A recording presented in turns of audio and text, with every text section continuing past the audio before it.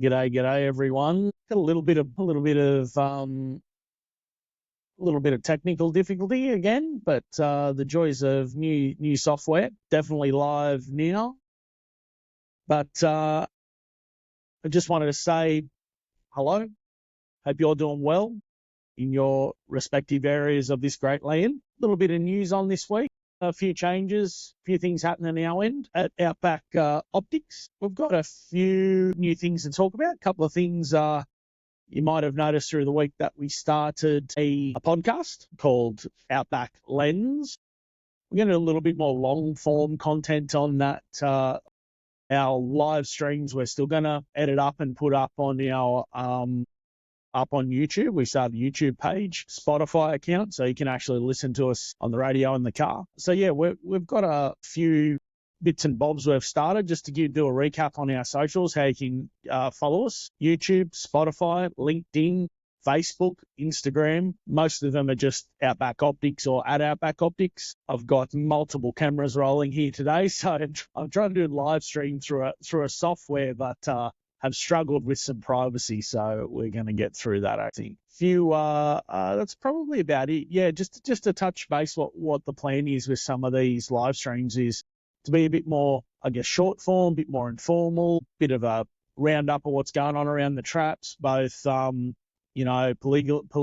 regionally, things that are affecting our consumers, our customer base, and drop in a little bit of optic content in there as well, a few little tidbits for you guys to pick up. Some old crew that have been around the block a while are going to have seen some of this before, but we're going to go through some basics and maybe you'll pick up something that you didn't know along the way. So stay tuned to live stream. I'm going to try and keep them to about half an hour. Hopefully we can jam a little bit of everything into there. And I've got some interviews and some other long form type podcasts planned for the future and through the Outback Lens, but we will share them both. So you can see some shorts on YouTube from last week's live stream. And we're planning with YouTube to put a whole bunch of other content on there too. But at the moment, it's trying to find the time to do all that content as well as run the day-to-day business. I hope all is going well for you guys. Again, weather roundup. Spring's well and truly hit here at the Darling Downs. We've got pretty well 3 or 4 degrees through to about 25, 28. Down south still had a pretty chilly blast last week, and I think it's starting to dry out in the west, so I wouldn't want to be in Europe right now. I don't know if you've checked the news out. Europe's pretty bad over there at the moment, plenty of flooding and so forth. So all right, that's enough about the weather. Few oats being harvested still around the place, bit of hay, all that sort of stuff already going, so good luck to all those rural people cutting hay this time of night. A couple of news things I wanted to get through. Did everyone see the truck crash that hit the gun? Now, hope everyone's okay. It looked to be there. I was reading the Country Life and that one popped up. Wow, that truck is very, very lucky, and so is the train, obviously. But if you haven't seen that footage, go and have a look at that. That was quite interesting to see that. And apparently a pretty bad crossing there just north of Alice Springs. Needs a bit of, I think, government infrastructure, bit of money there to help. So the other one, Drought Master Sale at Graceby is going really well. Day one today, some bulls hit 6 figures. So that, good luck to all those people who got bulls out there, and good luck to all those people that are buying them. Always it's a Drought Master Sale if I didn't say that already. So always good to see those, again, rural events which keep rural communities connected to each other. Little one here, we've had a few laws passed in Queensland in these last few weeks of Parliament, Jack's Law and a few other bits and pieces that affected lots of different parts of the community, some of it in inverse ways.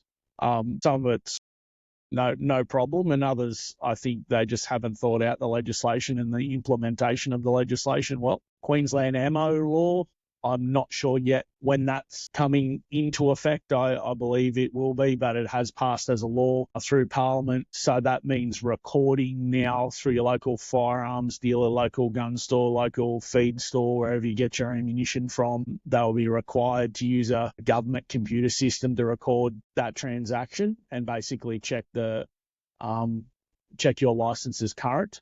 So there's a few positives there and a few things that are probably not warranted and some burden on there, because quantity of ammunition hasn't stopped anything, or knowing where a quantity of ammunition hasn't really stopped anything when it comes to legal or abiding owners, users of firearms. Couple of other things we've got on the go. The 2024 International Precision Rifle Federation World Championships are on in the US at the moment. There's an Australian contingent over there. Shout out to all the boys and girls. Hope that you're all shooting well, and I've been touching base on the Shooter's Mind podcast. They've been doing some live streaming from the event, so you can find that on YouTube. A few Kiwi guys over there as well, and hope you guys go well. Looks like good conditions and a bit of wind, so that'll be challenging for all those people trying to shoot some steel plates at long range. Farmers Rally in Canberra. I saw good old Bobby Catter had a bit of a run this week as well. Had plenty to say, which is good for Bob and his electorate. He's always very vocal for rural Australia, and we need more like him. Libs and Nats are committed to reinstating the live sheep trade once, if elected at the next election. Let's hope that mess can get sorted out, because it's putting a lot of strain on a lot of farming communities, particularly in the West. One that's a bit close to my hometown, there's been a new wind farm approved at Nundle up on the range up there down in the New England. It's a little bit sad to see. I know the communities there have been fighting a lot, both, Walker, Nundle, several others, and definitely not a fan of whacking up wind farms where willy-nilly. I think it's a short-term vision to achieve goals, which I think we will struggle to achieve regardless. So, and I've seen the impact on the community. I live in the Darling Downs, and there's plenty of wind farms being built around us. They're all, nice people earning a living, no doubt about that. But having your wind farm workers come from Victoria is not employing local people. Those workers rent all the houses, or their companies rent all the houses. There's 4 or 5 next door to me in succession. My little tiny cul-de-sac becomes Pitt Street at 4 a.m. in the morning every morning as they go to work. All nice blokes, all earning a living, and not knocking them, but just there is some effects to smaller regional communities. It'd be nice to have a bit more thought about wind farms and some alternative options there. Boys in WA, plenty of games being played by the minister over there with their new Firearms Act. The minister's been playing politics, plenty of ducks and drakes going on. Shane Love, he's in the opposition there, he's the Nats. He's asked for an extension of the voluntary buyback system for firearms. The regulations haven't been drafted over there yet. There's no clarity in the transition. They're asking until clarity that the voluntary buyback scheme continue, which only makes sense to normal people, particularly since they're talking as 2025 at some stage before this act becomes enforceable, but they haven't written a regulation yet, so makes it really hard. So we're all thinking about WA crew. And again, shout out to you guys. Hope you battle on through and go and see your local bloke. Go and support them. Spend what you can with them and keep your money local in the West. Right, it's enough news. Into the little Optic tidbit for the week. So I was talking to old Rushu, a mate of mine, through the week. I had a bit of a yarn, like we always catch up every few months. An objective size came up in conversation. So for those that are really new to optics, objective sizes, we're talking about the large bell right here, this guy. That's what we're talking about. That big one on the front, generally the big one on the front. Sometimes it might be a small one, but that objective bell. Now, they come in different sizes, and I'm just going to show you here. So we've got 2 sizes. The one on this one here, I'm shaking, it's 56 millimeters in diameter. And this one here, this one I'm shaking, this guy's 50 millimeters in diameter. So you ask yourself, how does that have a bearing on my next purchase, except for the fact of how high it might sit off the top of your bang stick? Well, there's more into it than that. And you can save yourself some money. You might want to spend some more money. It's really up to you. And just to show you, there's a 40 mil. That guy there, he's a 40 mil. Now, that actually refers to the inside diameter on the lens. The lens itself, the glass lens, not the eyepiece end, not the outside radius. We're specifically talking about the inside, because you're always going to find that the outside radius, due to its metal housing and its retaining parts, are always going to be larger than that. Often you might find on a 50 millimeter lens, you'll probably find it's a 57, 58 millimeter outside camera of the actual objective itself. So how does this affect me when I'm purchasing? Well, there's a couple of things. 40 millimeter lenses are probably the most common in the market now and have been for some time. 40 millimeter lenses, as all optical equipment, come in a multitude of range of sizes, shapes, colors, and grades.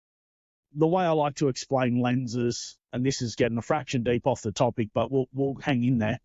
Essentially, what we're talking about lenses, we're talking about similar to like they grade diamonds. Each lens you can order at a particular grade. That lens goes in your optic. So you can quite often have a low quality 40 millimeter lens and a high quality 40 millimeter lens, and those two products side by side, one may retail for $300 and the other one may retail for $600. And you ask yourself, well, they're both 40 millimeters. What do I need to do here? I thought I needed a 50 millimeter one to shoot at night because that's what Granddad said. Well, there's a few different bits just in that alone.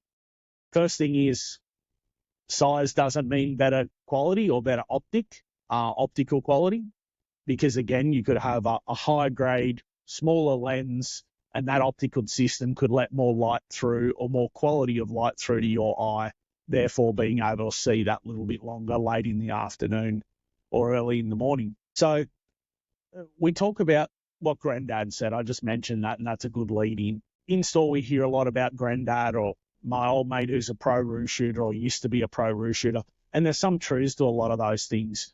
For example, the one we hear common in store is, you've got to buy an 8 magnification by 56 mil. So again, this one's a 3 to 24 by 56. It's a nice big lens. As you can see, it gathers a lot of light there. And if you're someone who's a professional kangaroo shooter, fox shooter, someone who shoots under spotlight quite regularly, the more light you can get in general terms, the better. Now, there's actually a little bit of science in that. A lot of people don't know the science. I'm not going to get too technical, so bear with me. But there's a thing in any optic, telescope, binocular, digital camera. There's a thing called exit pupil. Now, exit pupils are complex little bit of kit, but the way to dumb it down is it's essentially the little beam of light that comes out the end of the optic and hits your eye. Now, exit pupil comes in all different widths, and how it gets its different width is by magnification and objective lens size. So it's the objective lens ability to gather light, push it through the erector system and the complex black magic that happens in rifle optics, and punch it out to the eyepiece into your pupil. Which brings me to something else. The human eye, if you're a younger person, good eyes, your pupil's only going to dilate in darkness 7 to 8 millimeters. Hang with me here, because we'll get back to the choice between a 40 or 50 millimeter lens. So remember that number, 7 to 8 millimeters if you're a young person. And generally you'll talk to optometrists, ask them next time you go and get a checkup. An average older person would be 4 to 6 millimeters. That's what my optometrist has told me. So if you're an older person, your eyes are starting to degrade. It happens just with age. There's a couple of side effects. One, that your pupil can't dilate to what it used to be, that 7 or 8 mil. You're talking 4 to 6 mils now. And the lens, your eye's ability to contract and loosen those muscles, so come in and out of focus essentially, that's a lot less than it used to be. It's a lot slower. That reaction time's a lot slower.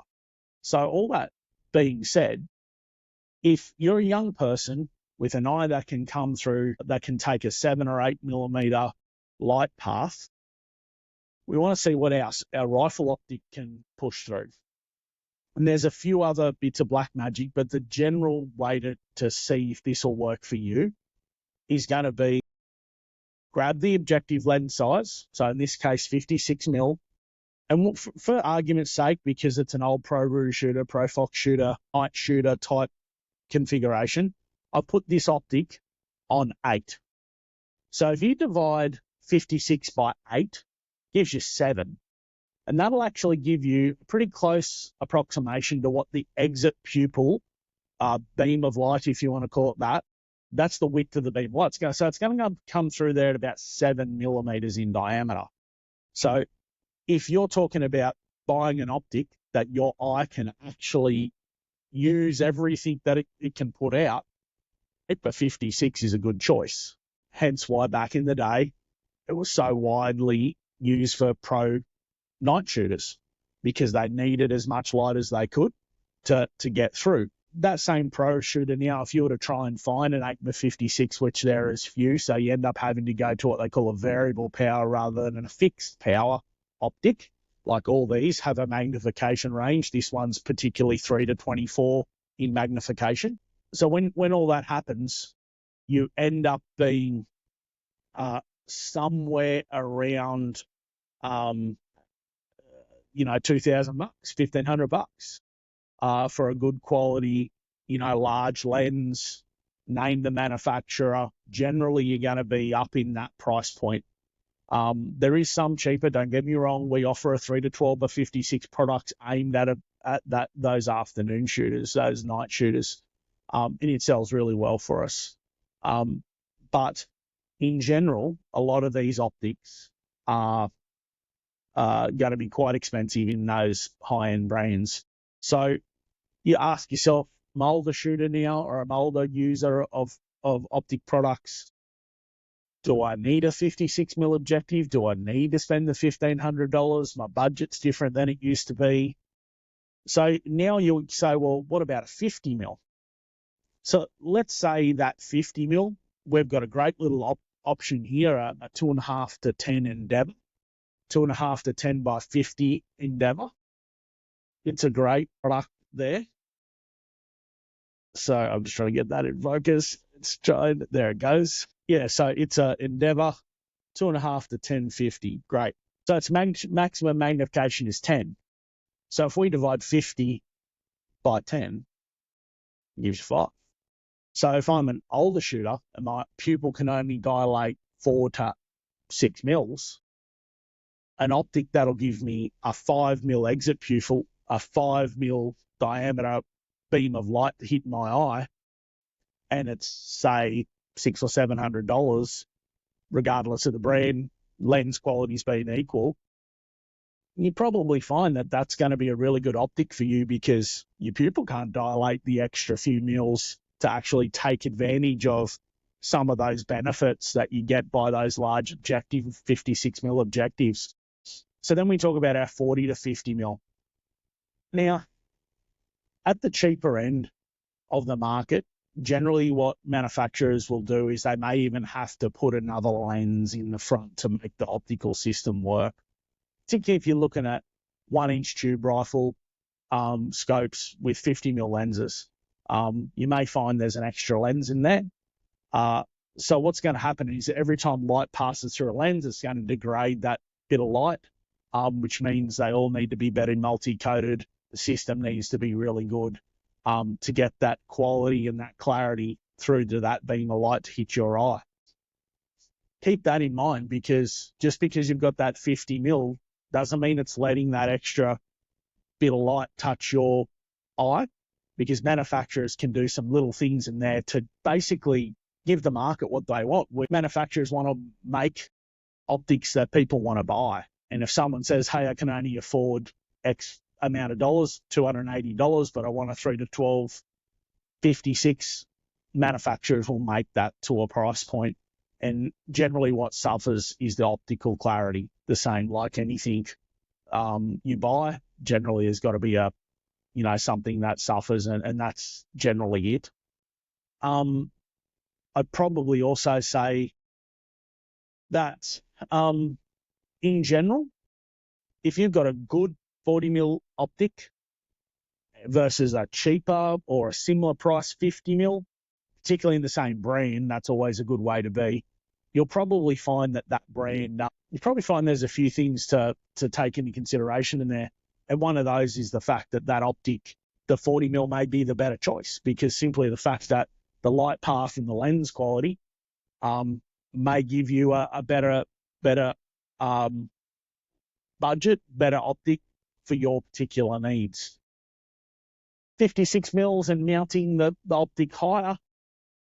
Yeah, look, for me, I'm not buying into that old adage of the scope height off the bang stick. That scope height thing is a real personal preference. I think there's newer things in the market now, things like newer ideas, I should say, about how to use your equipment. And some of those new ideas are like natural point of aim. So if that bang stick doesn't fit them and that optic is really low, you've got to get in a very unnatural position, which means that pulse or that pressure you put on the system will mean you might miss that fox or that wild dog that's chewing on your sheeps. There's some other things we'll talk about another day there, but essentially when it comes to optics, I would sooner buy a better quality 40mm lens than a lower quality 50mm lens.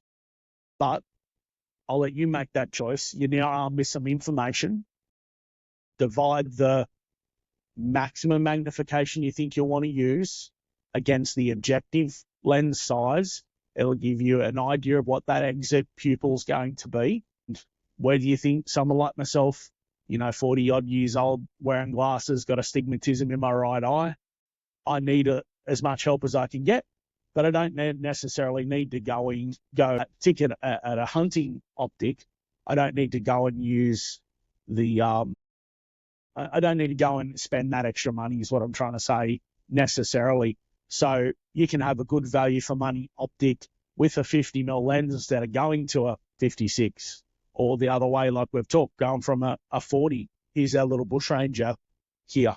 Great little optic. He's great for a starter centerfire, basic centerfire shooting 100 odd meters, 40mm. And this option, with our product, I'd probably jump up to an Endeavour if I wanted a little bit more clarity. I'm not saying this is bad, but like everything, we made this for a particular customer, a particular price point in mind. Optically, that information doesn't matter what brand you're looking at, what type, shape, sizes. That information is general information, and you'll find it handy once you understand it. Get a calculator out, do yourself a favor. But just remember that lens quality can make up for some differences in exit pupil size, because the clarity of the light that's coming through, the color, the contrast, the glare management. There's a whole bunch of other things that we'll touch on over many weeks of live stream. But essentially, this one's about when you're going to buy an optic, do I need to buy 40 or 50? Do I buy a 40mm lens or a 50mm lens? The answer is very simple. If you've got older eyes and you've got the money, who cares whether it's 50mm, just buy what you want. But for everyone else who might be on a budget, generally you're going to find a 50mm is a nice jack of all trades, particularly if it's paired with a good bit of glass. That'll go a long way. But don't be frightened to buy a 40mm if there's a better quality one out there for similar sort of money, because you'll probably find that 40mm will, when you put them next to that 50mm in the afternoon, it'll probably shine pretty bright as well. So that's it on the tidbits. I think I've covered everything on the optics. Want to start a conversation? Drop a comment down below. Happy to continue it through the next days, weeks, months, whatever it works out to be. Please spread the word. We're a growing little company. We're trying to start some conversations and engage with our customer base. So, spread the word. We're trying to grow like everyone. Just remember those couple of things: Facebook, YouTube, Instagram, LinkedIn, and Spotify. Again, this will be up on Spotify later on tonight probably, but you'll be able to watch it back in 4K and hopefully enjoy the experience. Hooroo, stay focused. JD, and I can turn it off.